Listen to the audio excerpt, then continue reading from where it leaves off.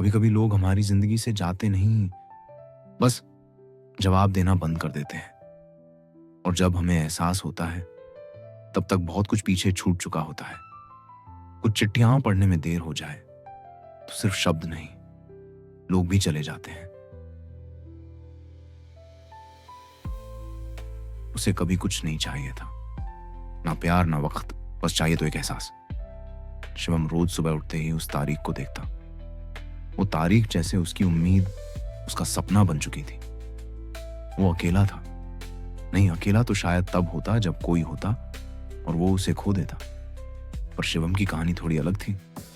उसके पास सब कुछ था, बस वक्त नहीं था। पिछले 8 महीने से उसकी माँ आईसीयू में थी। हर सुबह अस्पताल की भाग दौड़, हर शाम जले हुए चाय के कप और हर रात एक सवाल, क्या मैं वक्त पर पहुंच पाऊंगा? उसने नौकरी छोड़ दी थी, फ्रीलांस प्रोजेक्ट्स ले रहा था। पैसे, रिश्तेदार, उधारी, सब कुछ लगा दिया था बस मां को बचाने में। लेकिन इस चक्कर में उसने किसी और को खो दिया, आयरा को। आयरा, उसकी बचपन की दोस्त, वो लड़की जो हर वक्त उसके साथ थी, स्कूल में, कॉलेज में, लाइफ की हर कहानी में। वो चुपचाप हर दर्द में उसके साथ थी। हर त्योहार पर एक चिट्ठी भेजती थी। शिवम, तुम जहां भी हो खुश रहो, बस इतना बता दो, जिंदा हो ना? लेकिन शिवम ने एक भी चिट्ठी नहीं पढ़ी। कहता था, अभी वक्त नहीं है, बाद में देखूंगा। आयरा ने कभी कोई शिकायत नहीं की। हर महीने एक खत भेजती रही, खुद ही सवाल लिखती, खुद ही जवाब देती, क्योंकि उसे पता था शिवम जवाब नहीं देगा। वो जानती थी कि वो उसकी प्रायोरिटी नहीं है। लेकिन एहसास, वो तो बिना बताए भी किया जा सकता है ना। और फिर वो दिन आया, 12 जुलाई। माँ आईसीयू से डिस्चार्ज हो गई। शिवम की आंखों में आंसू थे, खुशी के। वो घर लौटा, माँ को सुलाया। तभी दरवाजे पर दस्तक हुई। डाकिया आया और एक चिट्ठी देकर चला गया। वो चिट्ठी हल्की थी, पर अंदर जो लिखा था वो जिंदगी को भारी कर गया।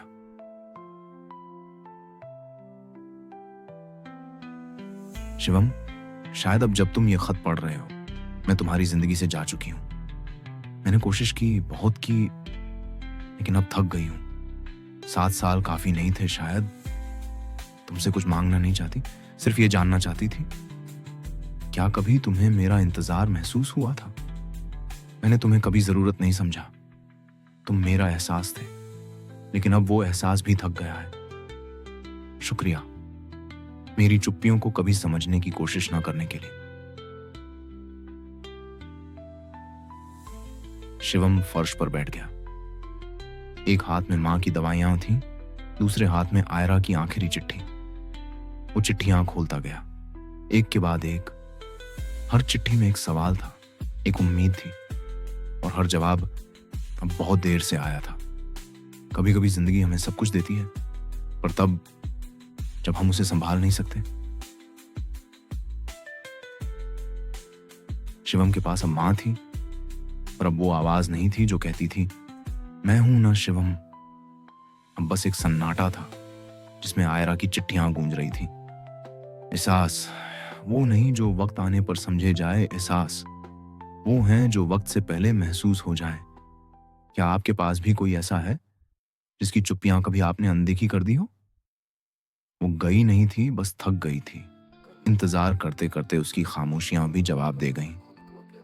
एहसास वक्त पर किया जाए तो रिश्ता बन जाता है, वरना बस एक अधूरी चिट्ठी बनकर रह जाता है। चेहरे पर मुस्कान होती है, पर अंदर टूटन सी होती है।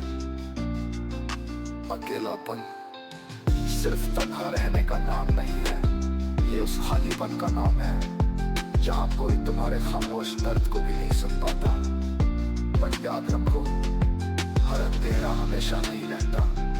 हर एहसास जो आज दर्द देता है, वही कल तुम्हारी ताकत बनता है। बस खुद से रिश्ता मत तोड़ना, क्योंकि जब सब साथ छोड़ दे, तब तुम्हारा खुद से जुड़ना ही तुम्हें बचाता है।